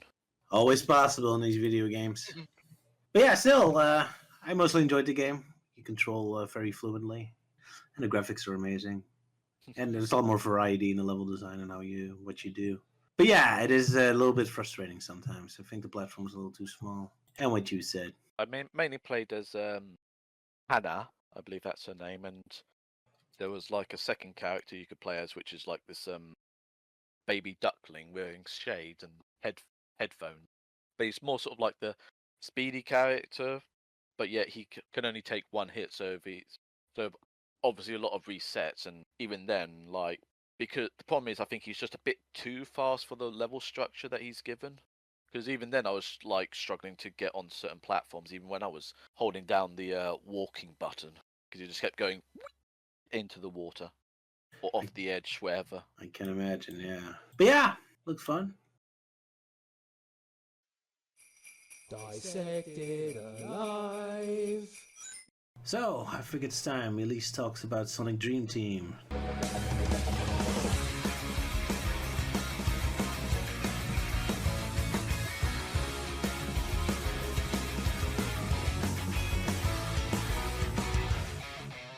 Yeah, you're the only one out of us who played it. Well, first of all, did you guys watch any videos about it on YouTube besides the trailers? Yeah, I watched a little bit of it. I saw the final conflict. Yeah. For me, I've only seen like a handful of cutscenes, like mostly when we got to hear Cream and Rouge talk after all these years, and I did see a snippet of like the final boss, but yeah, not much exposure to that. Mm-hmm. I have to say though, I ended up putting all my words back in a bowl and eating them because this game was actually better than I thought it was going to be. Oh, really? What did you expect? Well, when I first started playing, I kept slipping and sliding all over the place, and I thought, the controls are awful, but that is until I went into my settings and I adjusted the sensitivity, or the control sensitivity. Then after that, I was actually having a really good time. And I'm like, okay, put all my words back in a bowl and eat them, because this game is a lot better than I initially wanted to give it credit for. And I think it's because it had this weird stigma attached to it because of recent games that came out. Particularly, I'm having frustrations with Sonic Frontiers due to story reasons and other things like that. And so I thought Dream Team was just going to be another cash grab, but I found that having that was unfair, because this game is actually pretty good. It has a solid level design, I will say. It's very arcade style, and you're not really timed actually on the levels. Like, it doesn't have the traditional ranking system where it's like from S to E. The only times that you are timed is if you're going through an obstacle course that says, get to the goal before time runs out. Other than that, though, it's very laid back, it's very casual in its level design and character plays, and they did something very interesting, is that after you unlock all your characters, you can switch between them mid-level. Oh, nice. Yeah, that was fun, and that's great. It's relatively easy to find the red coins, and you only have to find the red coins in the first level of each zone that you go to, as well as these blue tokens. I still haven't found all of them, but those are a little bit more trickier to find. And that's when you really have to switch between characters. Of course. Yeah. You also have levels where you need to look for crystals and yeah, so those are fun. For those, I usually play as the girls, especially Rouge, just because finding jewels is her thing. Yeah, anyway, there are some levels where you are restricted to having certain characters, where you're restricted to either playing as Sonic or Amy because they're the speed types, Tails and Cream are the flight types, and the Rouge and Knuckles, I guess, are the climbers. Because they're not exactly power types, they're mostly used to like glide and climb up walls. I will say, though, that Knuckles and Rouge gliding it's very tricky because you get to a certain point and then they just kind of drop dramatically. So yeah, there were times I've missed the wall because I didn't jump high enough to glide. And then for Tails and Cream, there is a flight meter that they have, but that determines how long you're able to ascend. And then once that runs out, then they will slowly begin to descend, unless you get another power-up like you would in Sonic Heroes, where you would have those balloons that had Tails' flight gauge energy. Yeah, and the levels are relatively short, actually. If I had to estimate, I would say maybe about between 3 to 5 minutes you can complete a level. Okay. Quick. Yeah, it's very quick. The graphics are surprisingly very nice, for a handheld game. Right. And the story is very simple. It's nothing groundbreaking. However, they did do something that I was not expecting, and that was in the final boss, where they made Sonic's friends actually matter, because it becomes a game of keep away, as Eggman is trying to get the character that you meet in the game. I think her name is like Aritem or something like that. I can't remember. REM. That's it. Thank you, Melting. It becomes a game of keep away, where first it's to Sonic, then he throws it to Rouge, and then Rouge, I believe, throws it to Knuckles, and then Knuckles passes it off to Cream, and then Cream gives it to Amy, and then Amy gives it to Tails. And then, of course, Sonic is the one at the end who finishes everything, but what I appreciated was that it showed how Sonic's friends actually matter. And it has very interesting character interactions and moments, where there's a moment where Knuckles and Cream interact in a way that we haven't really seen before, where he saves her from a bunch of robots, and I thought that was absolutely adorable. And then it shows how you're still able to enter the dream worlds, where you can still interact with Ariam and still play the levels, but it's just that now the dreams won't come true, and Eggman is completely cut off. But yeah, overall, I'd say the game was actually a lot of fun, and it was a lot better than I was expecting it to be, and I would give it an 8 out of 10. Not bad. So yeah, it was, as I said, it was a lot better than I was expecting, and once I got over that initial slippiness, yeah, and also I had to get over some personal biases, and I'm like, actually, this game is pretty fun. I like the freedom that you have with it, how you can choose to approach certain levels, and how you can play as different characters. The story is kind of weird, though. The Ariam is going to make the purest person's dreams come true. She's obliged to do that. It's a very weird setup. Yeah. And besides, all Cream is dreaming about is weird shapes in the sky. So how would her dreams coming true even manifest in the real world? It was something where it's he was using Cream, Eggman was using Cream to kind of infiltrate the dream world. Yeah, I know, but under normal circumstances, I guess Cream herself just would have her dreams come true. Except she just dreams about shapes flying in the sky, so I guess Ariam would just make shapes in the sky come true. Yeah, although to be fair, when you go through more different levels, they do start to become a little bit more grounded. You kind of get in a forest maze. You get something like Chemical Plant.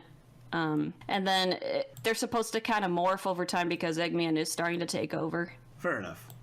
Yeah, I know with REM when she was introduced, or at least shown off, people, oh yeah, I know the fan base like, oh yeah, new Sonic character, yay! And then there was this sudden trend where people were saying she was gonna be like the twist villain, and I'm like, I don't really see it that way. I think it's, I don't know. I think people have just been watching too many Disney films from the 2010s. I have to admit, and parody playing in my head does make her the villain. Or I just like the idea of having all the Sonic Dream characters like fight over Cream's dreams. Like you have Floyd from Sonic Shuffle and Wiseman from Nights in the Dreams, and then Ariane, they're all like fighting each other over Cream and her dreams. It's like a parody idea I was playing with. Well, another thing I could imagine is like, yeah, she is the villain because she went and stole Lumina's job from Sonic Shuffle. There you go. Yeah. She destroyed Imaginary Land and now created this Illumina. Yeah, Illumina. Yeah, she destroyed Imaginary Land and created this new empire. I mean, a part of me was kind of wondering, like, he could be the villain mainly because of the sort of like animated intro where basically there was one shot of her where she obviously looks a little bit sus. The way that she's like, her expression is like, be the I guess evil maybe. Oh, it's making me think of that Sonic Team Racing parody Roger did, where everyone was like, "I don't trust him. No, do I trust him? I don't trust him. Do we trust him?" Yeah, pretty much. Yeah. Yeah, I guess because her eyes are kind of like half closed, so people are like, she's the villain, blah blah blah. And I'm like, hey, well, no wonder people like to talk shit about Family Guy. You know, everyone always has their eyes half closed. Alrighty. Exactly. But yeah, also since the setup is the same as Sonic Frontiers, like yet again Sonic has like a mysterious voice telling him what to do. It's like, oh no, it's the end again. Yeah, Sonic, you have to release me. Sonic, you have to save the world of dreams. Sonic, you have to find my car keys.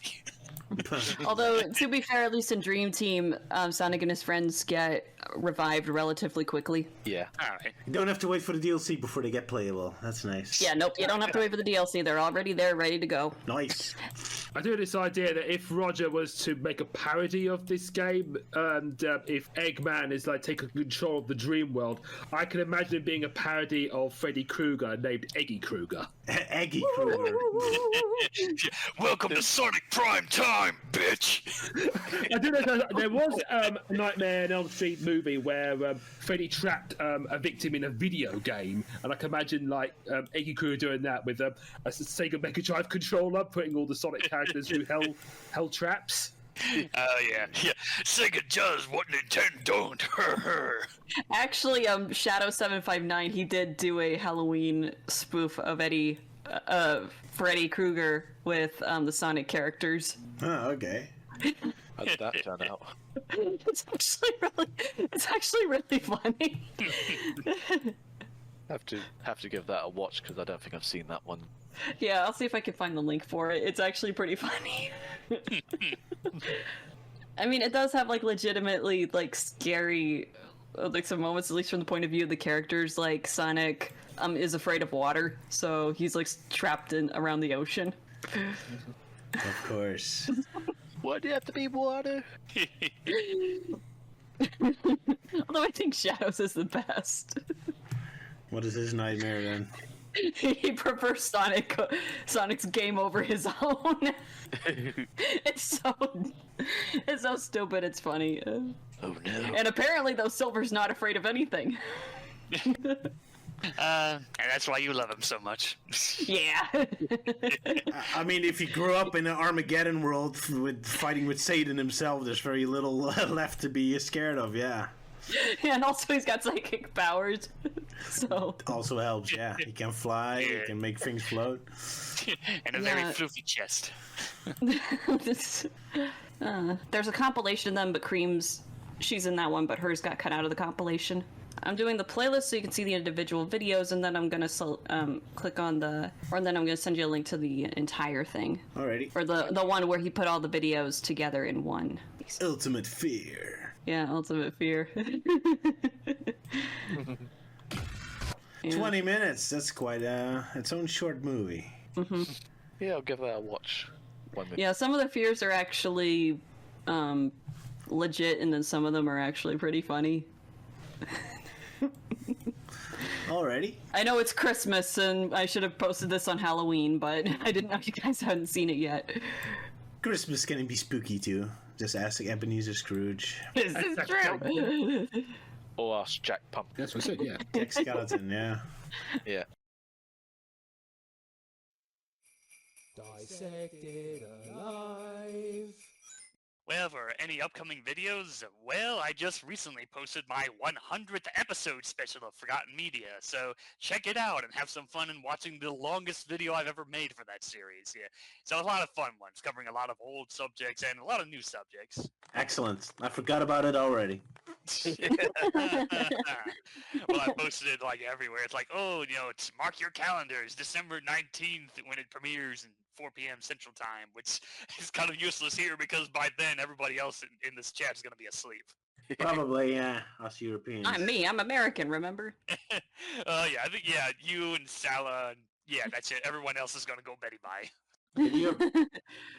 Oh no. And you, Luke, you working on some kind of video? Yeah, yes. Yeah. I have just made a performance piece video of where I'll be voicing an excerpt from the book A Christmas Carol by Charles Dickens. So you'll get to hear me as Ebenezer Scrooge. All right, awesome. Looking forward to that to listen to. Do you do it in a Scottish accent? No, I did it in the style similar to that of Jim Carrey's version of Scrooge. Of course. That'll be interesting. How dare you betray your British sources? You're doing the American impression. Yeah, I remember I didn't get around to seeing the Jim Carrey Christmas Carol, and yeah, after watching it, yeah, it's definitely one of those films that was tailor-made for 3D with some of the scenes here and there. But there's some bits that were nice, and some were a bit extreme, like the whole deal with Ghost of Christmas Present with his demise. Yeah, that was suddenly yes. dark out of nowhere. Funny enough about that version, it's probably the most closest to the book because I remember reading the book and like most of the dialogue I recall was from that movie. Awesome. Oh yeah, of course it does take some creative liberties. Like when it gets to the future bit, there's this very lengthy scene of Tiny Scrooge being chased after by this ghost hearse, which kind of drags on in the film. Yeah. My favorite rendition of A Christmas Carol is the Muppet Christmas Carol. Yes, that's mine too. Ah, I'll yes. just listen to the soundtrack every year. If we talk about favorite versions, my favorite version.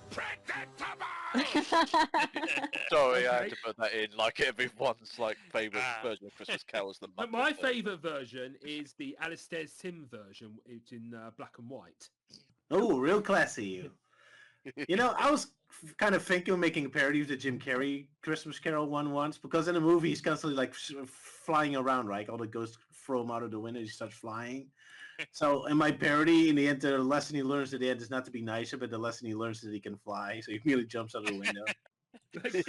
You boy, see what I can do! Whee! Whee! Splat at the end. Yes.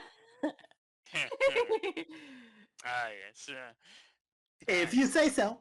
I beg to differ. I think the animated one is. Which animated one? The original or the Illumination one? The original animated one. The 2D Chuck one. Jones one. Yeah. Yeah, the Cat. Yeah, after the live action Cat in the Hat, that was when Dr. Seuss's widow was like, okay, no more live action versions of Dr. Seuss. No, this shit's got to stop. Yeah. Poor Mike Myers, and he never had a decent movie again. I was trying to think of which was my favorite Christmas Carol. One that kind of comes to mind is Mickey's Christmas Carol. That was more just my first introduction to the story. Yeah, mine too. Oh yeah, that's a good one too. Yeah. But I think one that I also really liked was the Alistair Sim one from 1971, I think. Yeah, that was kind of like a half hour long, but that one's really great animation, very faithful to the original source, although it does kind of skim through a few scenes, but either way, it's a really great adaptation. I think it was actually from the 50s. Huh. Wow, really old. I think my favorite is Beavis and Butthead. There's also the focus on the family audio drama of A Christmas Carol. They're also the ones who did the Chronicles of Narnia. That one's really good too. Ooh, there's an epic. Yeah. Yeah. And then if you want really old-fashioned, then there's the old silent film versions that I did on Forgotten Media years ago.